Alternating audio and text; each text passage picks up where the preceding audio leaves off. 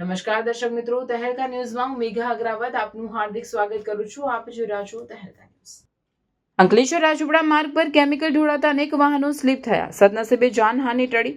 અંકલેશ્વરના મીરાનગર નજીક અંકલેશ્વર રાજપીપળા માર્ગ પર આજે એક અજાણ્યા વાહનમાંથી કેમિકલયુક્ત ચીકણું પ્રવાહી ઢોળાવાની ઘટના સામે આવતા ભારે અફરાતફરી સર્જાઈ હતી. માર્ગ પર પ્રવાહી પ્રસરી જવાથી રસ્તો અત્યંત લપસણો બની ગયો હતો, જેના કારણે ત્યાંથી પસાર થતા અનેક ટુ વ્હીલર ચાલકો એકાએક સ્લીપ ખાઈને રોડ પર પટકાયા હતા.